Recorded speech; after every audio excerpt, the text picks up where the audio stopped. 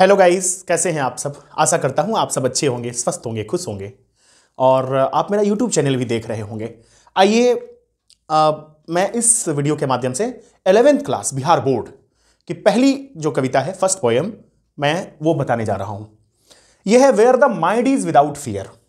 Where the mind is without fear, जहां हमारा मन, हमारा दिलो दिमाग डर से दूर हो, कोई डर ना हो, हमारे दिलो दिमाग में कोई डर नहीं हो।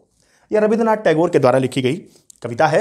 यह गीतांजलि कविता से लिया गया कुछ ये लाइन्स है जो मैं आपको बता रहा हूं। गीतांजलि तो Rabindranath Tagore was a great philosopher, poets, dramatist. उन्होंने बहुत सारा ड्रामा भी लिखा है और ये जो पोयम है वो एक बहुत ही फेमस पोयम है उनका, उसका पार्ट है गीतांजलि का, where the mind is without fear. देखिए, पहले इस बैकग्राउंड को जानिए, इस कविता के, ये पोयम के बैकग्राउंड्स को पहले जानना होगा हम लोगों को। यह जो कविता लिखी गई, यह जो पोयम लिखा गया, कंपोज किया गया, यह रविंद्रनाथ टैगोर ने तब लिखा जब हमारा देश आजाद नहीं था। और आजादी के पहले लोगों में कई बातों को लेकर बहुत डर का सामना उन लोगों को करना पड़ता था आजादी के पहले। क्योंकि हम सब जानते हैं, हम लोगों ने इतिहास में भी पढ़ा है कि अंग्रेजों का कहर था। अंग्रेज जबरदस्ती करते थे, जबरदस्ती काम करवाते थे और भी बहुत सारी चीजें हैं। वो मतलब लोग बहुत डर में जीते थे। लोगों में मतलब एक ऐसी खुशी नहीं थी कि मैं बहुत रिलैक्स हूं। आजाद तो थे ही नहीं हम, तो बस जबरदस्ती हमें सब कुछ करना पड़ता था। मुझे किसी चीज की आजादी नहीं थी। उस परिकल्पना को लेते हुए कि हम सबके अंदर से डर को खत्म हो जाना चाहिए, हमें डर के बिना जिंदा रहना है, इस सोच के साथ इन्होंने इस कविता को लिखा था। आइए देखिए क्या लिखते हैं कि where the mind is without fear, जहां हमारा मन, हमारा दिलो दिमाग बिना डर का हो, हमें कोई किसी बात की कोई डर ना हो, हम अच्छे से रहें, आजादी से जिएं, अपने मन का खाएं, अपने मन से रहें, रिलैक्स रहें, आराम करें, परिवार के साथ रहें, खुश रहें, ऐसी परिकल्पना थी। तो लिख रहे हैं कि where the mind is without fear, जहां हमारा मन, हमारा दिलो दिमाग बिना डर के हो, हमारा देश वैसा हो। ये लिखने का उनका मतलब है। And the head is held high, और जहां हमारा सर ऊंचा हो, हम अपने सर को ऊंचा करके चल सकें कि हम आजाद हैं, हम स्वतंत्र हैं। ये देखिए, लिखते हैं कि वेयर नॉलेज इज फ्री, जहां शिक्षा भी मुफ्त में मिले। शिक्षा का मतलब ये कोई एकेडमिक शिक्षा की बात नहीं उन्होंने कही है। जहां हमारे घर में ही हमारे बच्चे बहुत कुछ सीखें। जैसे हम लोग देखिए, श्री रामचंद्र जी का जो कैरेक्टर पढ़ते हैं, राजा रामचंद्र जी का जो पूरा कैरेक्टर है रामायण में, उससे बहुत कुछ सीखने का मौका मिलता है। हमारे बच्चे सीखते हैं हमसे, अपने पिता से, अपने माँ से, अपने दादाजी से, अपनी दादी से, अपने चाचा से, चाची से, अगल बगल पास पड़ोस से।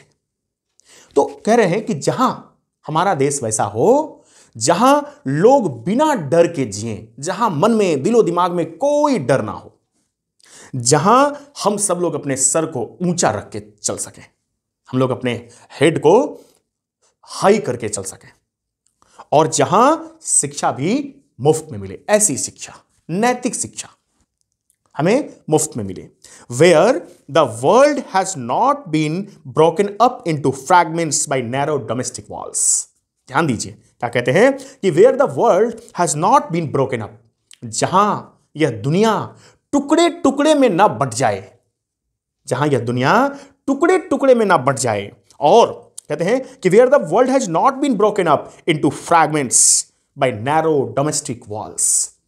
संकीर्ण मानसिकता के कारण घरों का जो डिवीजन होता है, घरों में जो दीवारें बन जाती हैं।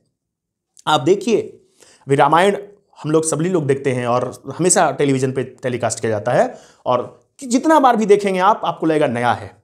बहुत, कितना भी आप देख लें, आप उसको 10 बार, 20 बार, 50 बार, फिर और आपको और देखने का मन करेगा। कितना अच्छा कैरेक्टर है, समझिए क्या कैरेक्टर है, क्या रिलेशनशिप है एक भाई भाई के बीच, एक पति पत्नी के बीच, एक मां पिता के बीच, एक पिता पुत्र के बीच, एक मां पुत्र के बीच। ये क्या संबंध है। और आज देखिए, वहां देखिए, जहां अयोध्या जैसा राज फुटबॉल की तरह लोग पास कर रहे हैं, भैया आप संभालो। वो कह रहे नहीं, पापा ने तुम्हें दिया है, पिताजी ने तुम्हें दिया, तुम संभालो। वो कहने भैया आप संभालो। अभी की क्या स्थिति है आप देख सकते हैं अपने आसपास परिवेश में। दो भाई लड़ रहे हैं कि तुम्हारे छत का पानी मेरे तरफ गिरेगा, एफआईआर कराओ, केस करो, मार के सर फोड़ दो। यह स्थिति बनी हुई है दो भाइयों में। एक वो दो भाई, वो चार भाई, जहां दो भाई के बीच संवाद हो रहा है। और यहां देखिए आप अपने आसपास पड़ोस सभी जगह इस स्थिति को देख सकते हैं। तो यही कह रहे हैं, पोएट का कहना है कि where the world has not been broken up into fragments by narrow domestic walls, ये घरेलू विवाद के कारण जो डोमेस्टिक वॉल्स खड़े होते हैं ये नहीं हो। हमारा देश ऐसा होना चाहिए, हमारे देश के लोग ऐसे होने चाहिए। Where words come out from the depth of the truth, जहां हर एक व्यक्ति सत्य की गहराइयों से बोले, उसके एक एक शब्द डेप्थ ऑफ ट्रूथ से निकले, सत्य की गहराई से हर एक शब्द निकले, ऐसा हो हमारा देश, ऐसे हो हमारे देश के लोग। कह रहे हैं कि where tireless striving stretches its arms, जहां लोग अपने बाहों को आगे की ओर खोलें, अपने बाहों को आगे की ओर खोलें, स्ट्रेच करें। क्यों करें? टुवर्ड्स परफेक्शन, अपने आप को परफेक्ट बनाने के लिए। हम हर काम को करें परफेक्ट, चाहे कुछ करें। जो व्यक्ति जो काम करे, अगर हम पढ़ाने का काम करें तो परफेक्ट करें, पढ़ने का काम करें तो परफेक्ट करें, कोई आर्ट्स का काम करें तो परफेक्ट, कुछ भी करें आप, हर व्यक्ति परफेक्ट बने, हर एक व्यक्ति परफेक्ट बने। जैसे आप अगर 11th के स्टूडेंट्स हैं, 11th का चूंकि चैप्टर चल रहा है, अगर आपको लगे कि मैं आर्टिकल मेरा कंप्लीट है, ए एन और द, एक भी प्रश्न छूटने ना पाए, इतना परफेक्ट पढ़ना है। टेंस, एक भी सेंटेंस ना छूटे, एक चीज भी ना छूटे। हर व्यक्ति, कोई क्रिकेट खेलते हैं, हर एक बॉल को आप अच्छे से बैटिंग कर सकें, इसका परफेक्शन होना चाहिए। बॉलिंग करने में हर कुछ भी करें आप, चाहे आप जो करें, आप परफेक्ट करें, आप परफेक्शन की तरफ अपनी बाहों को पसारें और अपने कर्तव्य में आप परफेक्ट बने, निपुण बने। ऐसी परिकल्पना थी इस पोयम के माध्यम से रविन्द्रनाथ टैगोर ने लिखा। देखिए लिखते हैं कि where the clear stream of reason has not lost its way, और जहां आपका रीजन होना चाहिए जीवन का, हमें क्या करना है, हमें डॉक्टर बनना है, हमें इंजीनियर बनना है, हमें आईएएस बनना है, जो भी करना है आपको, आपका ये रीजन क्लियर होना चाहिए ताकि आप रास्ता भटक ना जाएं।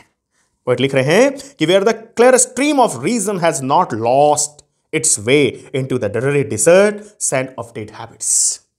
आप एक हैबिट बनाएं और उस हैबिट्स हमेशा बने रहें आपके, और जो भी हैबिट आपके हो वो आपका रीजन हमेशा बताता रहे आपको करना क्या है, आपको बनना क्या है, आपको आगे कहां तक जाना है, ये क्लियर होना चाहिए ताकि वो रास्ता भटक न जाए। फिर लिख रहे हैं कि where the mind is led forwarded by thee into ever winding thought and action into the heaven of freedom, my father let my country away. कह रहे हैं कि जहां हमारा जब देश आजाद हो जाए, हम जब फ्री हो जाएं, तब हम आराम से, मतलब हमारे देश की आजादी के बाद जब हम कभी स्वतंत्र हो जाएं, क्योंकि यह स्वतंत्रता के पहले की है, जब हमारा देश स्वतंत्र हो जाए, हम बहुत आराम से इस फ्रीडम में, इस स्वर्ग रूपी आजादी के बाद इस देश में जो स्वर्ग रूपी बन जाएगा, बहुत आराम से, बहुत रिलैक्स हम सब यहां रहे, तब हमारा देश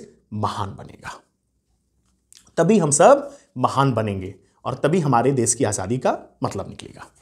तो इस तरह से यह 11th का पहला चैप्टर था। अभी मैं इसी तरह से सेकंड चैप्टर, थर्ड चैप्टर, पूरा आपका लिटरेचर में कंप्लीट कर दूंगा।